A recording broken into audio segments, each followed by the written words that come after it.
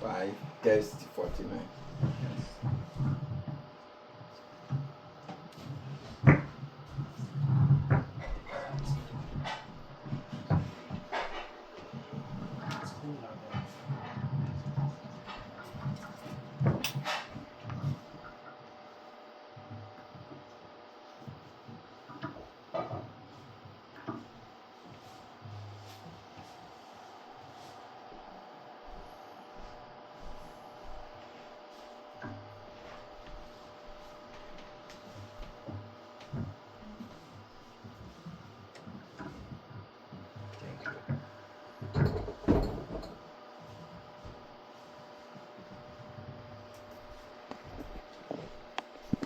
Om Namo Bhagavate Vasudevaya. Om Namo Bhagavate Vasudevaya. Om Namo Bhagavate Vasudevaya. Om Namo Bhagavate Vasudevaya. Om Namo Bhagavate Vasudevaya. Om Namo Bhagavate Vasudevaya. Narayanam Namaskrityam Narayanam Namaskritya Narun Chaiva Narottamam Naram Chaiva Narottamam Devim Saraswatim Vyasam Devim Saraswatim Vyasam Tato Jaya Mudiraye Tato Jaya Mudiraye Nasta Prayeshu Abradeshu Nasta Prayeshu Abhadreshu Nityam Bhagavatam Sevayam Nityam Bhagavata Sevaya Bhagavati Uttama Sloke Bhagavati Uttama Shloke Bhakti Bhavanti Naistiki Bhakti Bhagavati Naistiki. So, Om Agyanam Timindasya Gyananjaya Salakaya Chakshu Militam Yena Tasmai Shri Guruve Namaha. I offer my respectful obeisances unto my Diksha Guru, my beloved Gurudev Shri Sriman Bhaktivedanta Narayan Goswami Maharaj. I offer my respectful obeisances to my Sannyas Guru, Shri Sriman Bhaktivedanta Bhaktivedanta Bharati Goswami Maharaj. I again offer my respectful obeisances to Param Gurudev Srila Bhaktivedanta Swami Prabhupada, Srila Bhaktivedanta Bhakti Pragyan Keshava Goswami Maharaj, and all the acharyas, including faithful devotees who are assembled here today. So we are reading from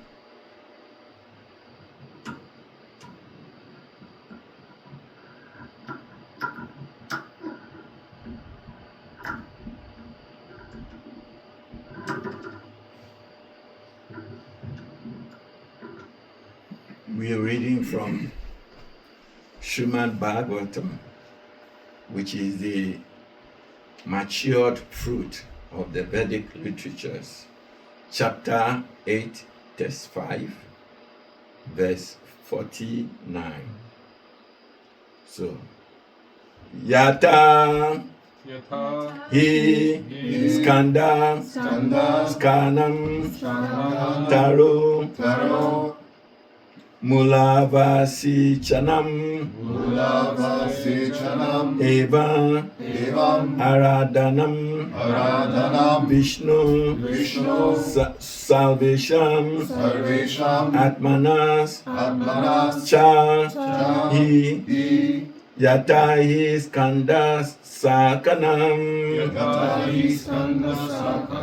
Taro Mulavasi Chanam Evam Aradanam Visnu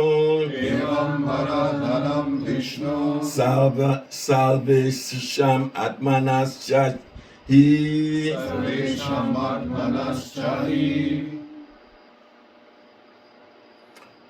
When one pours water on the root of a tree, the trunk and the branches of the tree are automatically pleased. Similarly, when one becomes a devotee of Lord Vishnu, everyone is served, for the Lord is the super soul of everyone. Please repeat this verse after me.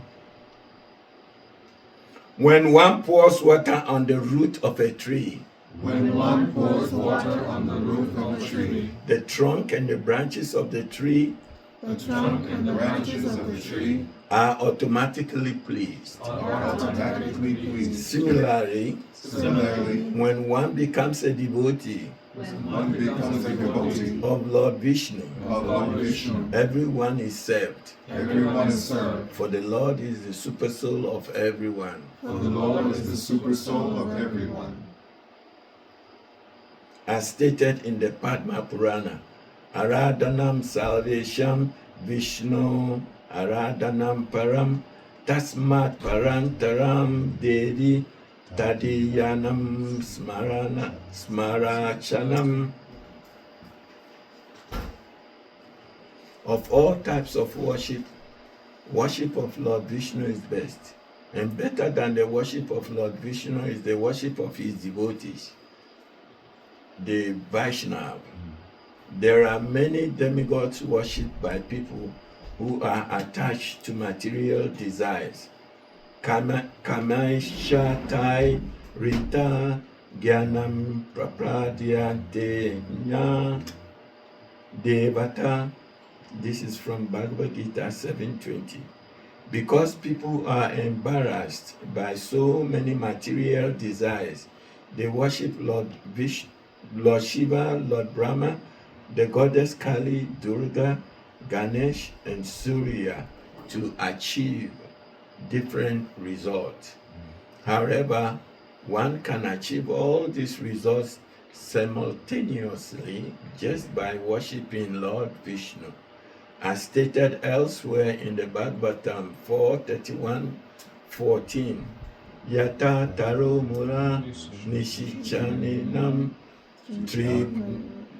Tri Pianti Tat Skanda Buja Pasaka Prano Parachrak Chayatandriyanam Tataiva Salvahanam Achutichya. Just by pouring water on the root of a tree, one nourishes its trunk and all of its branches, fruits, and flowers. And just by supplying food to the stomach, one satisfies all the limbs of the body. Similarly, by worshipping Lord Vishnu, one can satisfy everyone. Krishna consciousness is not a sectarian religious movement. Rather, it is meant for all embracing welfare activities for the world. One can enter this movement without discrimination in terms of caste, creed, and religion or nationality. If one is trained to worship the Supreme Personality of Godhead, Krishna, who is the origin of Vishnu Tattva, one can become fully satisfied and perfect in all aspects. Om Agyanam, yeah. Well, Om Agyanam Timrindasya Gyananjaya Salakaya Shakshu Militam Yenaktasmai Shri Gurube Namaha. So this is a very interesting topic. And we realize that the Srimad Bhagavatam is meant for the worship of the Supreme Lord. And here we are talking about Lord Vishnu. So, who is Lord Vishnu? Many a times, many of us confuse, who Vishnu is, who Lord Shiva is, who Krishna is. So, in a nutshell, I can, give a small delineation. The Lord when we say the supreme person or Godhead has three features. We have the first feature, which is what? The Brahman feature. Then we have the Bhagavan feature. And we have the Paramatma's feature, and then we have the Bhagavan feature. So the Brahman feature we always know. Now, Brahman feature is also part of the Supreme Lord.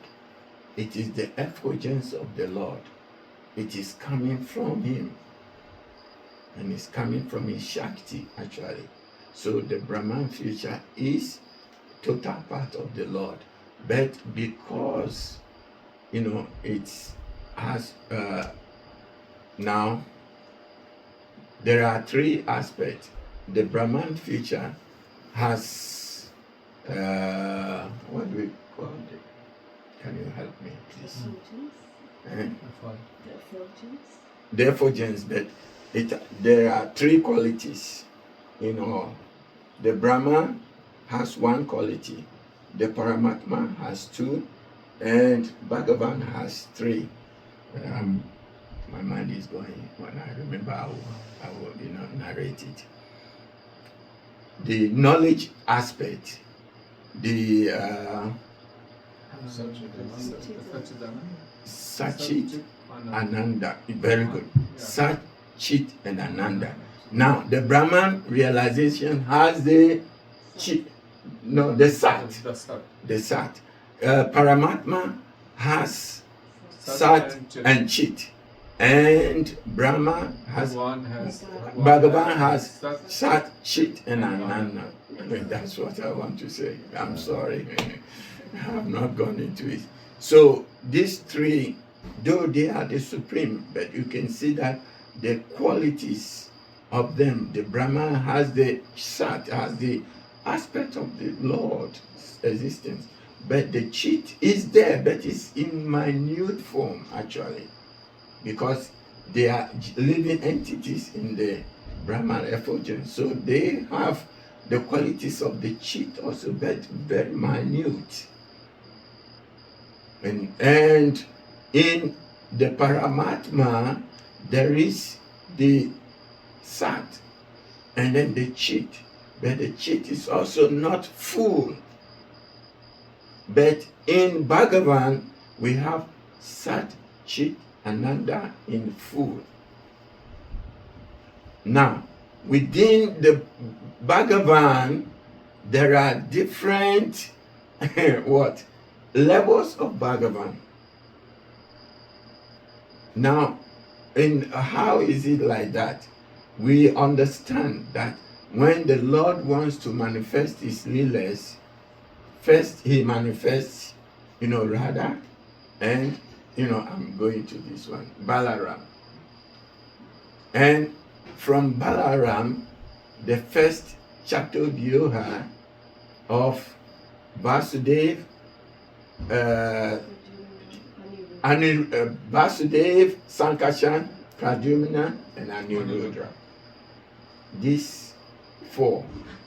Then there is the second manifestation also. Now, this first manifestation are all within the higher aspect, like Goloka Vrindavan, and when we say Goloka Vrindavan, it is comprising Vrindavan itself in the center. We have Mathura, and then we have Dwarka on the outside. And on the outskirts, we have the kingdom of Ayodhya and so forth. Now, beyond that, there is the second manifestation from Sankarshan, which is, Sankarshan, Vasudev, Pradyumna, and Anirudra. And the Sankarshan that actually is manifesting that also manifests Mula Shankarshan. Mula Shankarshan. And Mula Shankarshan is manifesting all the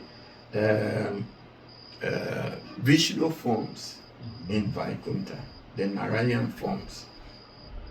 And out of that one, there is the manifestation.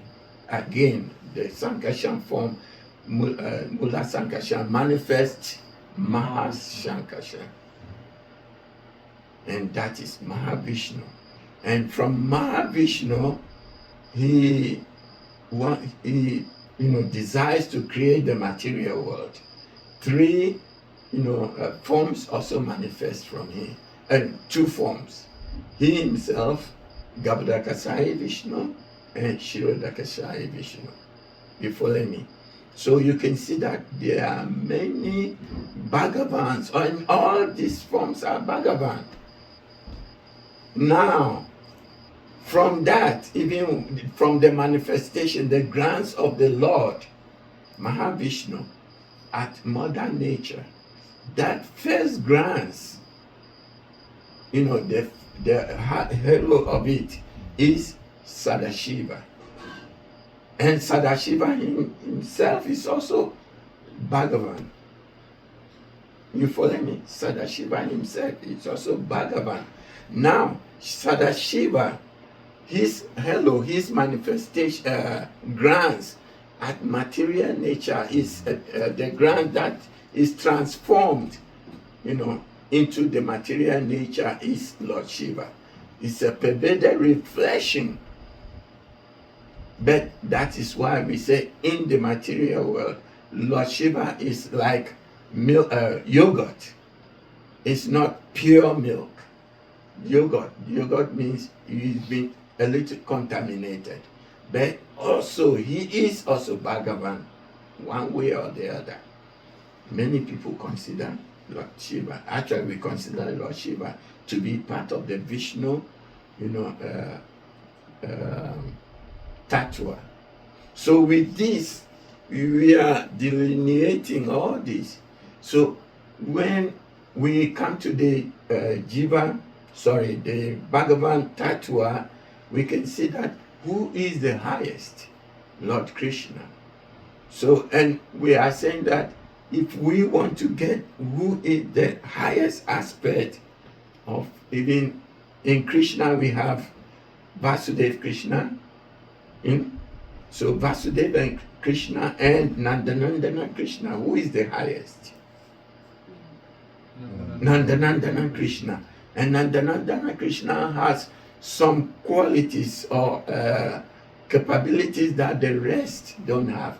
If everything is 64 in qualities, all the Vishnu forms have up to 60. Nandananda Krishna has the extra 4, which is what? Prema, Madhuri, Venu Madhuri, Lila Madhuri, and Guna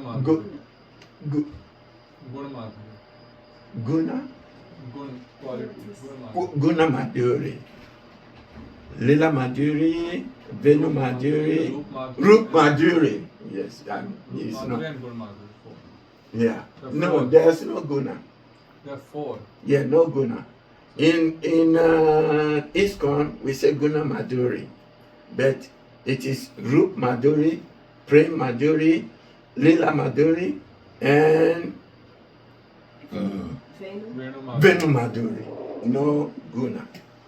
The Guna Madhuri, mainly when I was in ISKCON, we were using Guna Madhuri. But when I came to Gurudev, I found out that there was no Guna Madhuri. So these 4 aspects distinguishes Krishna, Vajendra Nandana Krishna, from the rest. It's not that he is not Krishna. Krishna is one. But according to the ability of our relationship with him, that consciousness, he has manifested himself in different forms to actually contain our love for him. So in all aspects, all that 4 aspects of Krishna distinguishes him. So in Vrindavan, they are worshiping him in the mood of what? Madhuri. And that mood, distinguishes him from the rest. There is no Ashwaya, am I pronouncing it right? Ashwaya mood, the mood of awe and reverence in Raj. It is there. Ashwaya is there in, more than even in Vaikuntha. But it's just like you have salt, and then you cook a very big pot of, soup, and then you add this amount of salt to it. And you can feel the taste, though the salt is there. But if you cook a small pot of salt, of soup, and you add, even 2 spoons of salt. Sorry, I'm confused. If you cook a small pot of soup, and you add some 2 spoons of salt, what will happen? It will be over. You can too salty. But it's not that salt is not there in the first one. It is there, but it has been overwhelmed by the water, the soup. In the same way, in Goloka Vrindavan, in Raj, there is Ashwaya, which is more than in Vaikuntha, but it has been overwhelmed by what? Madhurya. So if we understand it this way, we know that yes, Krishna is Ashwaya mood, is everywhere, but it's overwhelmed. But in Braj, they all worship him with love and devotion. That aspect of too much Ashwaya is not there. If even to the extent that when Narayan appeared to the gopis, in the 400 from Krishna appeared to them, they say, oh, Narayan, how are you? Yeah. Thank you. And then they left him. And I said, oh. So Krishna had to, his 2 arms vanished. And then he appeared, oh yeah, this is the one we want. So in the same way, the different categories, if you go to Dwarka, the way they worship Krishna and his Ashwaya mood there is far different from the way they worship in Vaikuntha. To the extent that for devotees of the Lord who are in Braj mood, we are not aspiring even to go to Vaikuntha to gain the 4 or is it 5 liberations. Liberation of being with the Lord on the same planet, Sarupya, Samikya, Solukya, Sarujya, and then Sashti. So we are not looking for any of this. So in the same way, when we want to water the root of a tree, when we want to water a tree, we water the root. So those of us who are actually performing devotional service to Krishna, so Krishna never comes, is not alone, it's Radha Krishna. Those of us who are worshipping Radha and Krishna and his entourage, then we are actually at the highest, we are on top of the food chain. So you should regard yourself as being on top of the food chain, but with sincere desire to be there. If not that, you may slip to the 2nd tier or to the 3rd tier.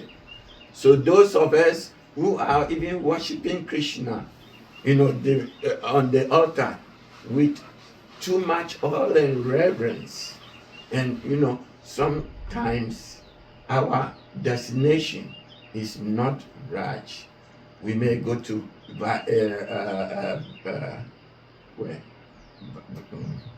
Dwarka. We may go to Dwarka and worship Krishna. You follow me? It's not that Dwarka is very different from Vrindavan. It is different only because of the Madhurya, the level of Madhurya. There is Madhurya also in Dwarka. You follow me? There is material, but it is limited. You know, the prince, queens are also, you know, trying to follow in that perspective. But Krishna is not attracted.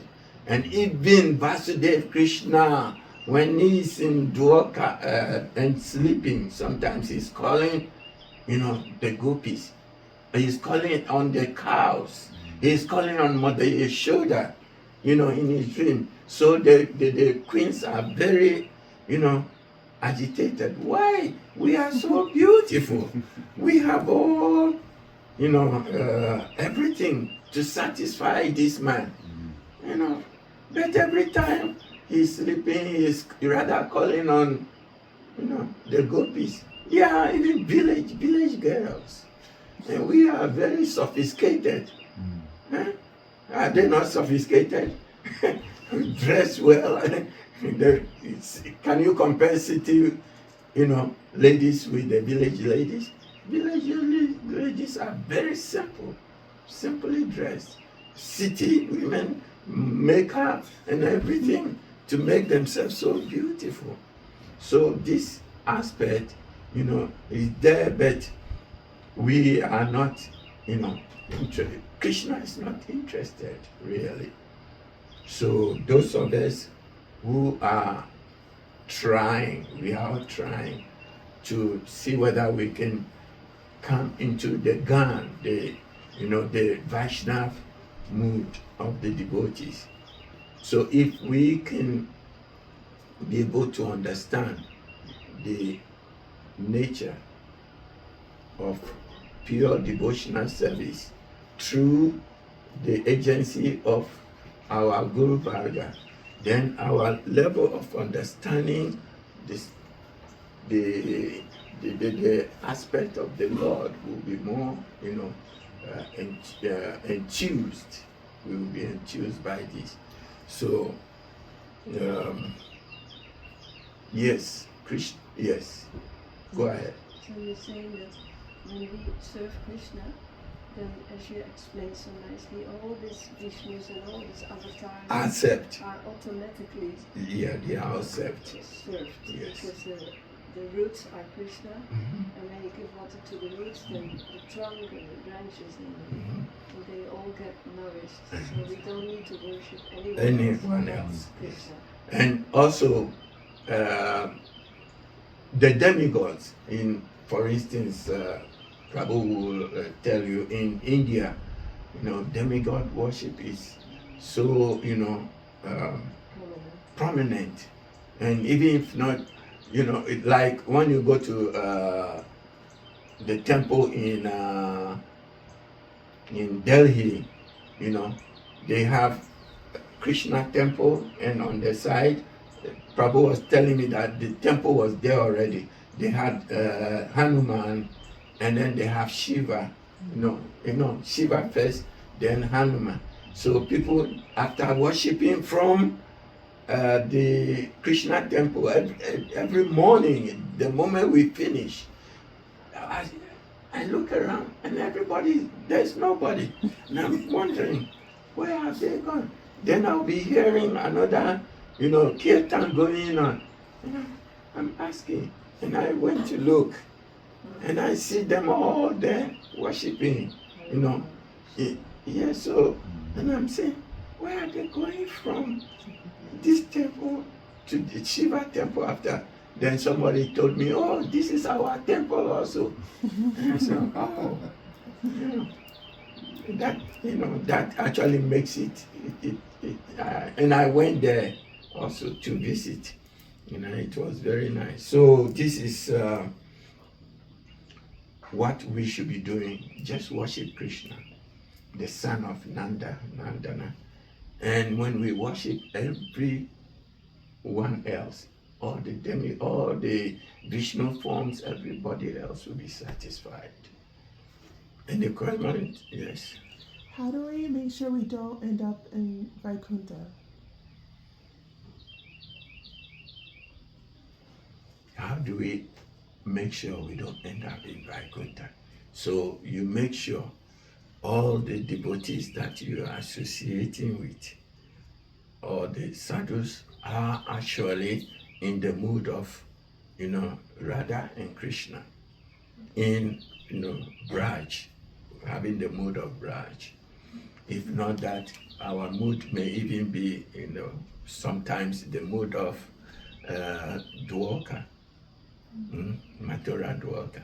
So the devotees in Braj are not even interested in going to, Dwarka. I will give you one story, then I'll turn over.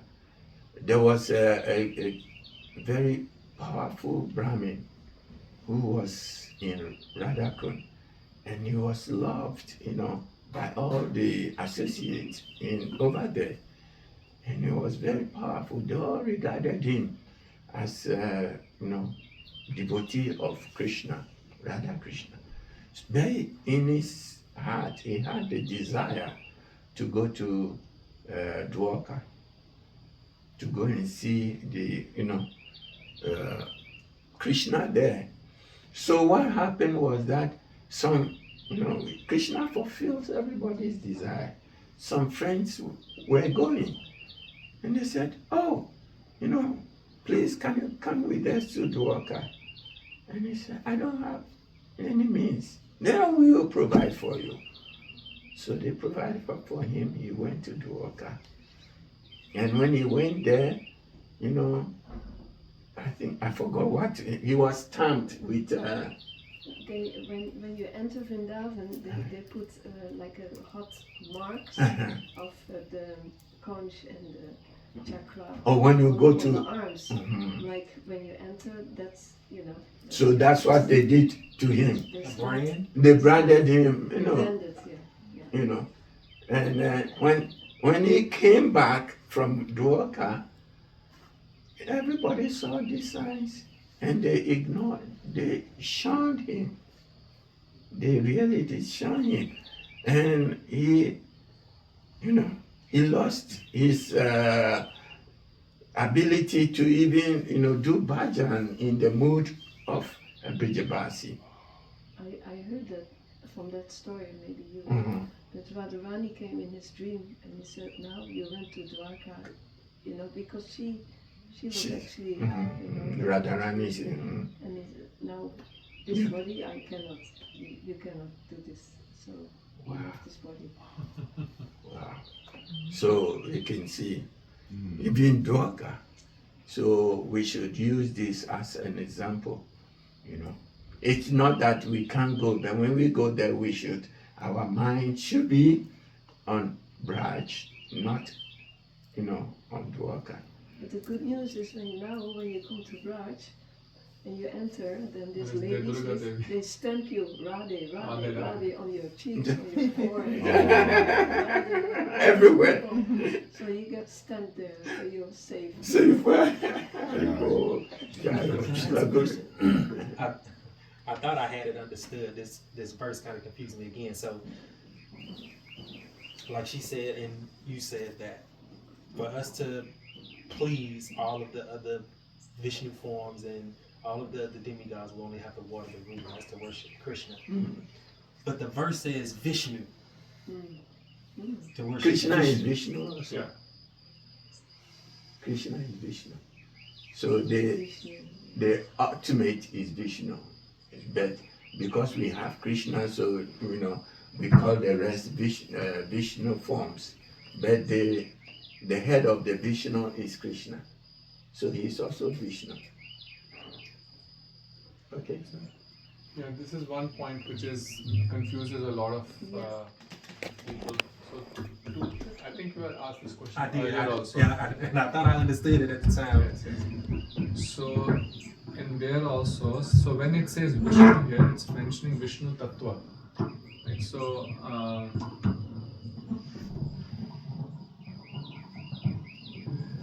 and also Vishnu is a name of Krishna. So when we understand all these verses, they have to be understood not in isolation. So right in the beginning of Srimad Bhagavatam, Shri Shukadev Goswami says, Ete chansh kalaha punsa Krishnastu Bhagavan Swayam. So he describes many different manifestations, like Maharaja was describing, the Chaturvyuh and Mool Sankarshan. So like this, he describes there are Leela avatars, there are Yuga avatars, there are Purush avatars. So like there are many different types, 6 different types of incarnations or manifestations. But then after describing all of that, he says, Ete chanshkala punsa Krishna su Bhagavan Swayam. That these are all literally portions of the Supreme, who is Swayam Bhagavan. So everyone else is Bhagavan also. So Bhagavan means the Lord. So they are also Bhagavan, but Krishna is Swayam Bhagavan. Swayam means himself, meaning he was not manifested from someone else. And Vishnu is one of the names of Krishna. So Krishna has many names, Govinda, Madan Mohan.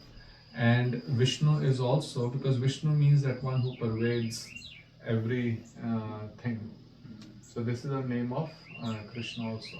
But this is one confusion, especially in India, because everyone thinks there's Trinity of Godhead, and that Krishna is an avatar of Vishnu. Most people think Vishnu is the original, and then from him all these different avatars manifest. But if you actually read Dashavatar Stotram by Jayadev Goswami, there he does not say, he is saying that Keshava Dhrita Narahari Rupa, Keshava Dhrita Haladhara Rupa. So Keshava is Krishna, he is the one who manifests in form of different incarnations. Does it make sense? So it is the Sanskrit language, Vishnu. So and I think I was telling you that in the Rasa Leela, so we know who was there in Rasa Leela? Krishna. Vishnu is four-handed, and as Maharaj was also just saying, so when Krishna left and then gopis were searching for him, so at one point he was standing in his four-handed form, and they came and they just paid obeisances to him, and then they asked, where's Krishna? Where is Krishna? Right? It's a good day, sir. But in Rasa Leela, towards the end, when it describes that Vikriditam Vrajvadhu Vishnohi Idam. So where in that verse, so there is Shukadeva Goswami saying that one who with Shraddha, he hears and narrates the Rasa Leela pastime. That person's his hridrog, the knot of material desires in the heart, can only be removed only if one actually hears and narrates with great faith this Rasa Leela. He actually says you cannot get rid of your lusty desires till you understand the Rasa Leela. But there, interestingly, the word he uses, Vikriditam Brajvadhu Vishnu, he idam, right? So, Vishnu. So he's not saying Krishna. So then you will say, oh, was Vishnu in the Rasa Leela? Right? Or Krishna was in the Rasa Leela. It was Krishna in the Rasa Leela. But this is where in Sanskrit language, there are so many synonyms. So there also, and many times, and this is another reason, and I think I explained you before. So when you, and I'll have to see on this particular word, but when you write Sanskrit verses, so each verse and each part of the verse has exact number of, it is called matra. So matra means you count. So when you say, for example, if you go to the verse, so ya tha, so ya is counted 1, tha is 2, he 3, skandha. So you can think of it as a meter.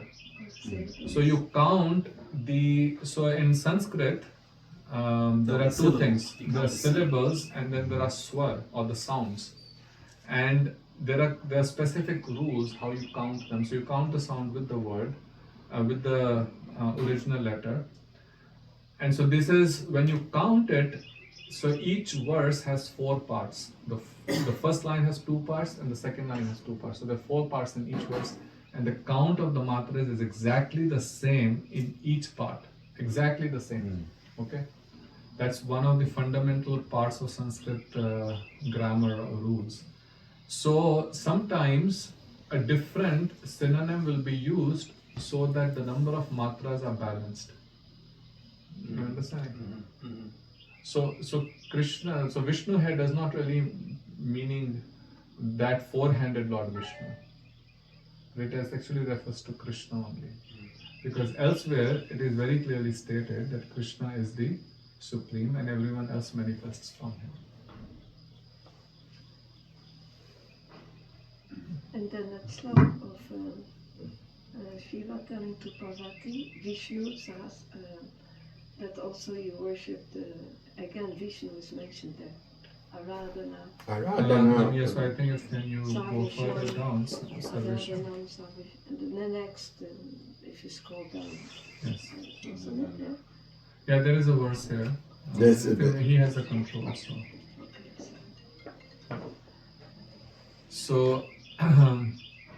So very Om Gyanti Mirandhasya Gyananjana Shalakaya Chakshuhur Unmilitam Yena Tasmai Shri Gurave Namaha Namo Vishnu Padaya Radhikaya Priyatmane Shri Srimad Bhaktivedanta Narayan Goswami Niti Namine Shri Krishna Leela Kathane Sudaksham Madare Madhurya Gunai Shayuktam Varam Varenyam Purusham Mahantam Shri Narayanam Tonshasa Namami Vancha kalpatarubhyascha kripa sindhubhya eva cha patitanam pavanebhyo vaishnavebhyo namo namaha. Jai Shri Krishna Chaitanya Prabhu Nityananda Shri Advaita Gadadhara Shiva Sadi Shri Gaur Bhaktivedanta. Hare Krishna Krishna Krishna Hare Hare Hare Rama Rama Rama Hare Hare. So first of all, I offer my unlimited obeisances unto the divine lotus feet of my most worshipable spiritual master, His Divine Grace, Sri Bhaktivedanta Narayan Goswami Maharaj. My humble obeisances unto the divine lotus feet of our Rupanuga Guru Varga, and my humble obeisances to Sripad Bhaktivedanta Shanta Maharaj and to all the assembled devotees. So, this is actually a very interesting verse, and Srila Prabhupada quotes another verse in the commentary, which is also from Srimad Bhagavatam with the same meaning, Taro Mul Nishechane. And both verses in different parts of Srimad Bhagavatam have the same meaning, that if one has to water the tree, if you just go and water the branches, you water the flowers, you water the fruits, and you water everything on the tree will not survive. You can pour as much water as you want, but the tree will ultimately shrivel away, because if you don't water the roots. Because the root is the foundation. And as Shri Gurudev and our Acharya explained, similarly, you say, I have so many limbs in the body and everything needs to be nourished. So let me put some orange juice in my eyes. The eyes need to be nourished. And then let me put some, Karela juice in my ears. So you will actually not be nourished. Every part of the body will start suffering. So the right way to put the food is through the mouth and the stomach, because through that, then every part of the body gets nourished. So this is such a simple example. He's explaining such an important point, which especially in India, people completely miss. And when we were coming, Maharaj was saying to Shyam Sundar Prabhu that actually people here are very fortunate, because you have not been exposed to all these different demigods. When Srila Prabhupada came, he said Krishna is a supreme personality of Godhead, and we just accepted it. There was no difficulty accepting it. You tell it to someone in India, how can you say that? There is this God, that God, this God, so many gods. And as Maharaj was explaining, in Delhi, where we have our temple, Raman Bihari Gauriya Math. So right next to it, people have built, of course, there's Gopishwar Mahadev, which is part of the temple, and that was done for another reason. But that's okay, but then they also have Hanuman. And now someone made even Shani Dev. So right next to the temple. So that means they have no understanding. Gopishwar Mahadev, it's okay. then okay, we accept Hanuman, such a great devotee. Now Shani, the Shani Dev, because a lot of people worship Shani Dev to remove their obstacles. So in the planetary, when you look at the effect of various planets astrologically, so Shani is a Saturn. So many times that creates a lot of, it actually can be very favorable, but can also create a lot of impediments. So right next to Raman Bihari Gaudiya Math, one which is, Krishna, the Supreme Lord, they have Shanidev and many people coming there, and then many people will go to to Raman Bihari Gaudiya, and then right after that they will also go to Shanidev. So absolutely no understanding that if you are worshipping Krishna, then everyone else is worshipped. Shri Gurudev would say that the ladies in Mathura, they come to the mutt and they say this is what they do. They get up in the morning and one temple after another, temple after another. So it's temple hopping, like they say party hopping. So this is temple hopping, going from one to place. And somehow by maybe Krishna's arrangement, right next to our own temple in Houston, they built another temple. And people who were behind building that temple, even though following Gurudev, no understanding. This is where if you don't accept the instructions of the Guru from your heart, you have lost such an amazing opportunity. Someone coming to Shri Gurudev, Shri Bhaktivedanta Maharaj, and not understanding that Krishna, and that also as Maharaj beautifully explained, Brajendra Nandan Krishna is the Supreme Personality of Godhead. I don't think anyone can be more unfortunate. Someone who does not know is unfortunate, okay? But his misfortune is not as much as someone who comes to such an exalted personality like Shri Gurudev and still misses the opportunity to understand and still cannot figure out that no, worshipping this demigod, that demigod, it's not the right thing. That means you're not becoming one point. So she asked a very nice question that how we can go being sure that we don't go to Vaikuntha. This is what a devotee should be asking. That I don't want to even go to Vaikuntha, and I want to make sure that my worship, I become one pointed. And Krishna says this again and again throughout Bhagavad Gita. Throughout Bhagavad Gita, he is pointing to not just being a devotee, but one pointed devotee. He says it many, many places. Ananya Chintayanto Maham. He says Ananya means one who only worships me. Na Anya. Anya means others. He says Ananya means not others. Ananya Chintayanto Maham. And he says only such a devotee. Ye jana paryupaste tesham satat abhyuktanam yog shemam vahamiham. Only such person who is one-pointedly worshipping me, I protect everything that he has and fulfill what he misses. Then he explains Bhagavad Gita. This point is explained in so much detail, right? He explains about the demigods.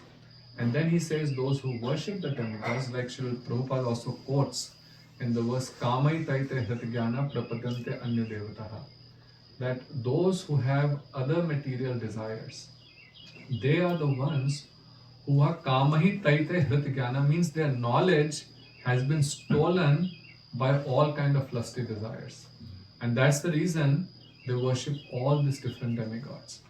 In fact, nobody, and most of the people in India, when they worship demigods, their only goal is to get some material desire fulfilled. Even if you look at the prayers to the demigods, it's very interesting when we pray to Krishna, and there we are asking, we are not asking for anything material, we're only asking for his loving devotional service. But when you look at the prayers of the demigods, they are only filled with the prayer asking for several material things. None of those prayers, whether you are thinking about Ganesh, Durga, or Lord Shiva, and in India there are so many. And there is one temple, and again, of course, we respect everyone. That's one important thing. Like Krishna also says, don't disturb anyone's faith, because they are not at that level. So even though they are worshipping demigods, but it is avidhi purvakam. He says still that worship comes to me, but it is avidhi purvak. Just like when you pour on the tree, some water may still trickle down to the roots, but it is not the right way of worshipping the tree. But at the same time, so many demigods. So there's one temple, a South Indian temple in Houston, I won't name it, and every time I go there, they have added additional deities. So this time when we went, there is a huge temple, several, I think 20, 30 acres, and they've added many buildings. And recently when we went, I was just amazed. They have this one whole like line like this, one after another, so many devis, and they probably have and small devis, and they probably added about 50 or 80 more, the names that we don't even know. And it's so many different demi and devis, so many different devatas. So what does this do? What is the purpose of all of this? Because we still don't understand what is the real purpose of life. So they're still thinking the only purpose of life is to fulfill the material desires. So actually in Srimad Bhagavatam, there is, and I'll read this section from, very interesting, in Shukdev Goswami in the second canto, third chapter, where he's describing pure devotional service. So there he says, so Shukdev, no, this is I think Sut Goswami is describing, and there he says, no, yeah, these are, so here he says, he's describing, so this is Shukdev Goswami says, he says, Maharaj Parikshit, as you have inquired from me as to the duty of the intelligent man who is on the threshold of death, so I have answered you. Then he says, he says, if one who desires to be absorbed in the impersonal Brahm Jyoti should worship the master of the Vedas, which is Lord Brahma. Then he says, one who desires, lust and to fulfill his lusty desires should worship the heavenly king Indra. One who desires good progeny should worship the Prajapatis. One who desires good fortune should worship Durga Devi. And one, like this he describes many. He says one should worship the Rudra incarnations of Lord Shiva if he wants to be a great hero. One who wants to have a large stock of grains should worship Aditi. So like this it goes on and on and on. So many, these are like 7-8 verses. He is describing that if you want this, do that. If you want to do this, do that. But he says if you want spiritual advancement, then you should worship Lord Vishnu or his devotee. So if you want all these other things, you can worship these different demigods. But if you want spiritual advancement, then you should worship Lord Vishnu. And then he says further, describes further, you can worship Manu, and you can worship, if you want to have victory over the demons, then worship the moon. Again describes, and then finally he says, Akamaha sarva kamaha moksha kama udaradihi tivrena bhakti yogen yajet purusham param. But he says, if you are akam, you have no desires, or if you have all desires, sarva kama, moksha kama, or if you want liberation, a person who is intelligent will only worship Krishna with tivra bhakti yogen. So in fact, even if you have material desires, worshipping Krishna slowly, what he will do? He will completely frustrate you. And then, even though he will give you, but he will give you it in a way that you will be completely disenchanted with those material things. Because Krishna has promised, what he has said, that yes aham anugrahnami harishye tat dhanam shanahi. If many hear this verse, they will say, oh, I don't want to do bhakti. So he says, yasya aham anugrahnami harishya tad dhanam shanahi.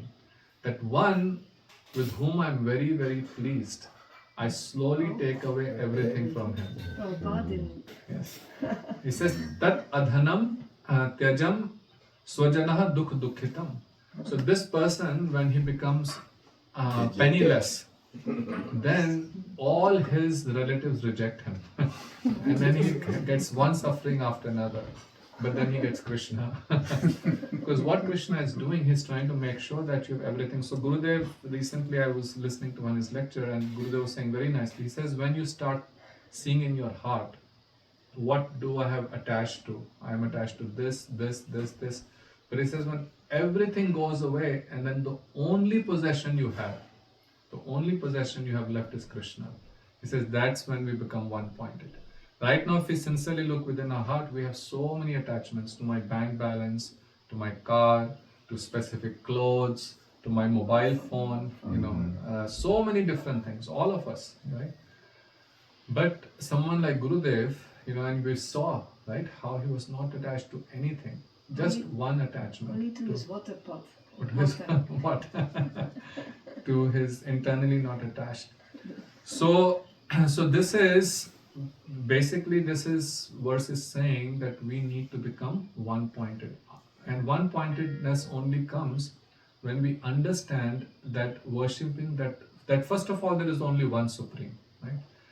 And that's one again basic thing. A lot of times people just completely miss out. There cannot be many gods. There has to be only one God.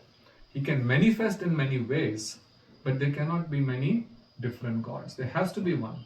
And that one, as Maharaj was explaining, is Brajendra Nandan Krishna. And why him and why not Vishnu? Right? Why is Vishnu not the Supreme Lord?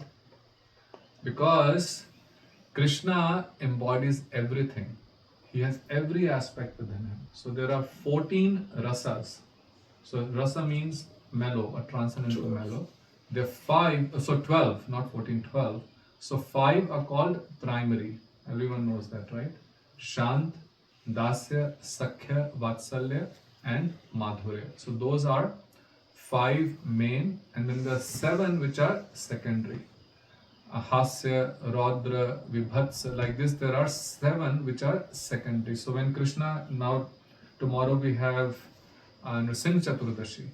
So Lord came to experience the mood of being able to fight, right? He wanted to fight, and then whom would he fight with? So Jai Vijay said, "Oh Prabhu, you want to fight? Okay, we will become demons." So 3 times, the first time they came as Hiranyaksh and Hiranyakashipu, and then Ravan and Kumbhakara, and then Shishupal and Dantavakra. And then they also appear in Chaitanya Mahaprabhu's Leela as Jagai and Madhai. So those are the 7 secondary rasas. So these together is 12. So that personality within whom all of these are in completeness,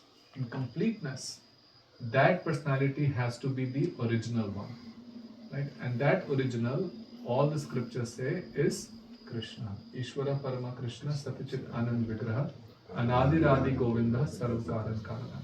Just like there are the moon, Gurudev will give this example that explains so nicely that there is a full moon. We just had Ekadashi and tomorrow is Chaturdashi, and then there is the full moon. So there is a full moon, and then there is a moon on the 14th day, 13th day, 12th day, like this, right? So all of those moons are different moons or the same moon? The same moon, but they look different. Right? So someone can say, oh, they're all different moons, but they are the same moon. But out of all those moons, which one is the original moon? The moon that you see on the 13th day, the 12th day, or the full moon day? All the same. But which one is the fully manifest? So it is the same moon, but we only see some portion of it. So similarly, the same Krishna, when he takes out his Madhurya and more Aishwarya, then he becomes, like Vishnu. Because there he does not, he just in everyone worshipping one another. And so same Krishna. And why does he do that? Because he's Akhil Rasamrit Sindhu. Now that of course he knows. He's Akhil Rasamrit Sindhu. Akhil means everything. Rasas. He is the embodiment of all rasas. So there is no rasa that he doesn't enjoy. So he only manifests in many different forms with one gradation, less. So he is only manifesting. And in that extent, even the demigods, all the jivas are manifested from him only, right? We are also his part and parcel. So therefore, understanding this, if one understands this, then one's devotion becomes one-pointed. In Chaitanya Charitamrita says, when it describes the definition of what is Shraddha, faith, says So what is this faith that I am worshipping? Oh, I'm a devotee of Krishna, but then I also go to this temple, that temple, worshipping this deity, that deity. So the devotees, when they don't go to those, it's not that they are disrespecting them, right? We still respect every demigod because they are very elevated personalities. They are doing their duty on behalf of the Lord, right? So they are rendering great responsibilities. They are managers of the universe. So we respect them. But at the same time, we don't worship them, understanding that if Krishna is worshipped, then everyone is automatically worshipped. So Shraddha Shabde Vishwas Kahe Sudrid Nishchay Krishna Bhakti Kaile Sarva Karma Krit Hoy. That faith means this very strong Sudrid Nishchay, this strong determination, the strong a concept that if I am worshipping Krishna, Brajendranandan Krishna, then every other thing is taken care of. I don't have to separately go and worship other demigods or goddesses. And especially people in India, sometimes they just have this fear, if I don't do this. And many, when they come to this Gaudiya Sampradaya, because most of them have been worshipping different demigods, then they get very, sometimes in the beginning they're a little bit scared. What if I stop worshipping Durga Devi? Like my father from childhood was worshipping Durga Devi. And Durga, so he was very attached to her and used to consider her as her mother, who has guided him through a lot of thick and thin. He had difficult life from a childhood. So when Shri Gurudev, we came into contact with Shri Gurudev, and he told me at some point to read Hanuman Chalisa, so those 40 verses to Hanuman. And I would, as a child, I started doing Hanuman Chalisa, and then we will also have, of course, Sitaram, Lakshman, no Radha Krishna in our home. But slowly, when I came to ISKCON, I understood, and then I was just chanting the Mahamantra, but he was still worshipping his Durga Devi. So when Gurudev came to our house, so we have, in our home, a room dedicated to a temple room. So in the center, because he's the head of the family, and he still had more faith in Durga Devi, so in the center of our altar, and it's a marble temple, which he had a picture, big, huge picture of Durga riding on the tiger, right? On the tiger. And I had a picture of Krishna, which I put it on the side. And my mother used to actually go to Gurudwara, so Guru Nanak Dev. So different ideas. So when Gurudev came and he started listening, and by Gurudev's mercy started understanding. So he took Gurudev to the temple room and he said, "What should I do? Because I have still attachment to Durga Devi. What should I do?" So Gurudev, and this was so nice the way Gurudev explained. So Gurudev said, "Well, she is your guru because she has guided you. And Durga actually is a guru. She is Vaishnavi. Another name of her is Vaishnavi. Like Lord Shiva, Vaishnavanam Yatha Shambhu. So Hanuman is also guru because he guides sincere souls towards Sri Ram. So he said, she is your guru, and the guru has to be respected. But the right way is that you first offer everything to Radha Krishna and then offer to your guru. Just like we offer the lamp, the incense, everything first. We take permission from Gurudev, and then we go and and then at the end we also offer it to them. He says that's the right way. So he understood. So what he did, he put the picture of Radha Krishna on the center altar and put the picture of Devi on the side, but still had some attachment, right? He had taken initiation, but attachment. But Gurudev was very patient. He didn't say, "Oh, this is wrong, you should just throw this picture away," this and that. And sometimes we before used to do it like that. Criticize the demigods. But that should never be done. Never be done. Because they are very exalted personalities. So then as slowly he was associating. And then it came in his, and this was Gurudev's method. He would never force anyone. He said it should come naturally. By hearing. He would never force anyone. He would say that everyone should come to Mangalarti. sometimes chastise them, but he also wanted not just because of a rule, discipline, but you should come on your own, because that means you have gotten the taste. So then my father, when he, after a year of, after taking initiation, as hearing, constantly hearing, and when he got this concept that if you're watering the root, then everything is nourished. So then he asked then he started feeling that I am doing something wrong. And I am diverting my one-pointedness by also worshipping Durga Devi. So he just took the picture, went to Jamuna, and then put it in Jamuna river. So, and then when Gurudev came and to the temple next time, he looked at it, he smiled. He understood. No, but he was very happy. He just smiled. He was very happy. So this is that one-pointedness that this verse is saying, that Krishna is the fountainhead, and just worshipping him, then everything else is taken care of. Gaur Premanand. So that's 33 million. 33 million. Can you imagine? But hold on. In some books they said 330 million. So it's which one? no. It's 330 million. It's then 33 crores. So when you translate that into millions, it's 330 million. So it's 33 crore. Oh, 33. Crore. So 330 million. 330. 30 million. So 330 million is correct. Yeah, that's the correct number. In because in India you use lakhs and crores. So there it says 33 crores. But can I ask another question about the Vishnu thing?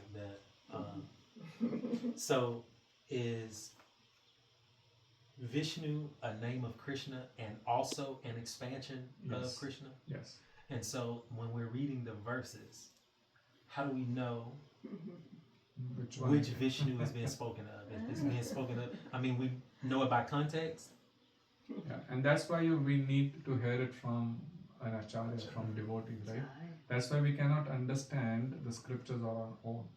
They have to be, this knowledge is passed through the process of discipline. If you read on your own, you will develop all these misunderstandings. But when it is understood through the parampara, then we get the right concept. But then again, there is not one Vishnu, right? There is, Maharaja was explaining, there is Mahavishnu, there is Garbhodakshaya Vishnu, there is Kshirodakshaya They're Vishnu. all called Vishnu. Yeah, they're all called Vishnu. So by reading the function of what was being described as the personality of Godhead, that'll be the Krishna that is being mentioned. The Supreme Personality, that is Krishna. Yes. Just to answer his question, by the function of what Vishnu or Krishna is doing, that'll be the specific type of Vishnu or Krishna that is being described. Yeah. So even Vishnu is called Supreme Personality over. Everyone can be called, but the difference is Krishna is Swayam Bhagwan. He's the original Supreme Personality of God. And so if Krishna speaks on the battle of Kurukshetra, right? It's not Rajendrananda. It's not Krishna. Rajendrananda. And then if he says, worship me, I'm this, he's pointing to himself. Then some people may misunderstand that we have to worship that specific Krishna. Yeah. So how can we answer? Yeah. Actually, at the time that knowledge was being given, Krishna is speaking in the mood of Rajendrananda. It's interesting. How do you know that? Yes, this has been, Krishna himself, as he was speaking to Arjuna and giving him all these directions, his mood went to, Braj. So when if you read 1865 and 1866, when he said, surrender to me finally, then he uses the word Raj there to actually signify that I want you to worship me in the mood like the Prajabasis. Manmana, that is 1865. No, he says, worship me like this, like this, like this, like this. Then 1866, Gurudev said 1865 is even more Yeah, that is the essence of the Bhagavad Gita. But in the 1866, when he says Braj, when he uses the word Braj there, he's actually saying, worship me with the Sarv Dharman Parityajya the Mamekam Manave Sharanam Kamsaranam Vraja. Raja. So, this have been debated. I have been in one of those debates where this is being narrated. So Krishna actually, at that moment, Krishna was in the mood of Brajendra Nandana when he gave Arjuna that instruction.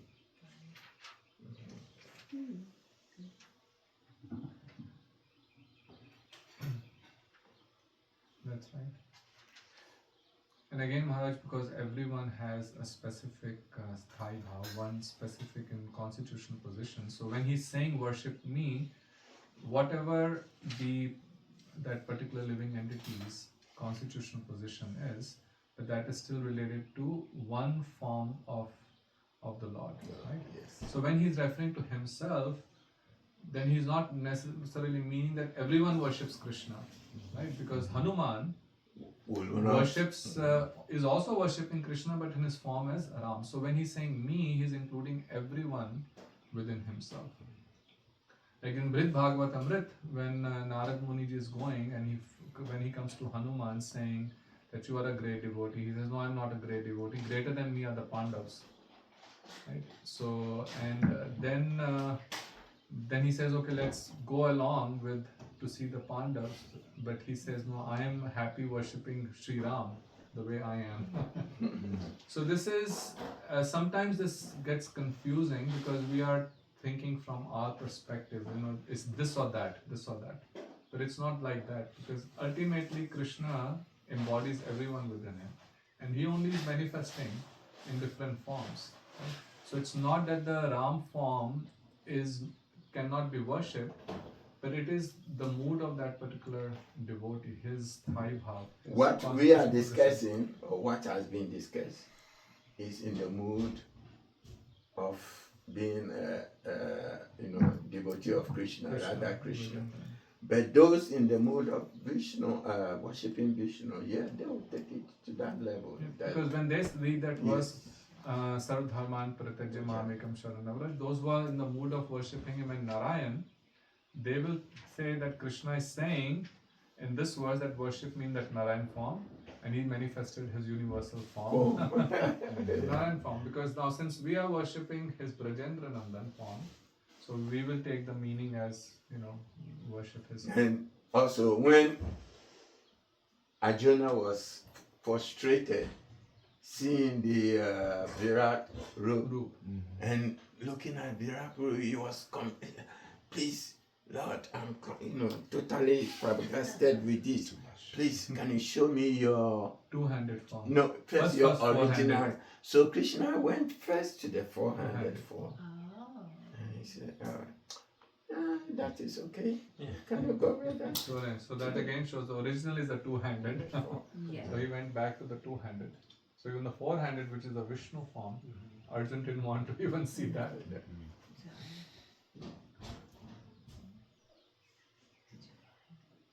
Well, here the Braja is mentioned here, but in the word for word it says take. Braja means take. Yes. Brought it down. So that's where then the Sanskrit, right? So that's exactly what I'm saying, was saying that devotees, based on their constitutional position, will take this verse in that meaning. So a Rasikacharya, because the Braj can also mean, as Maharaj was saying, the Vrindavan. And Manmana Bhav, when Krishna is saying, when Gurudev also explains, he gives the example of that new gopi that has come to Vrindavan, right? So that's how he explains Manmana. Right. So this is where, there are hidden meanings that our acharyas will find. But at the same time, someone who's worshipping Krishna in the Narayan form or Ram form will take this verse to mean that give up all other worships and worship me in this particular form.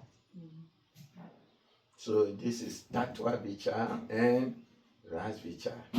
So You know, even the Bhagavad Gita, you know, Gurudev's, the one Gurudev has written, it's with commentaries mainly of Vishwanath Chakrabarti, and mainly that is Ras Bichar is giving.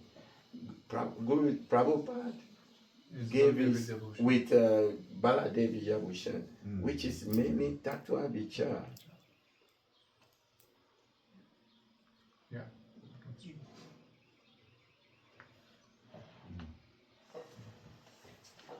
Yeah, well, Modi always used to tell that story about, about the body, that, all the limbs were striking. At one time they said, wow, all the food goes to the stomach. Yeah, I don't want We will go on strike. If we want to strike, this is not fair to us. So then, so they started striking, so the hands would not bring the food to the mat. So they didn't cooperate anymore with the food going to the stomach. And then afterwards, no food means no energy. So afterwards, they have no more energy. And then they realize, no, we need first the stomach to get nourished, to get some. That is what is happening now in this world. Yeah. All the angers are, they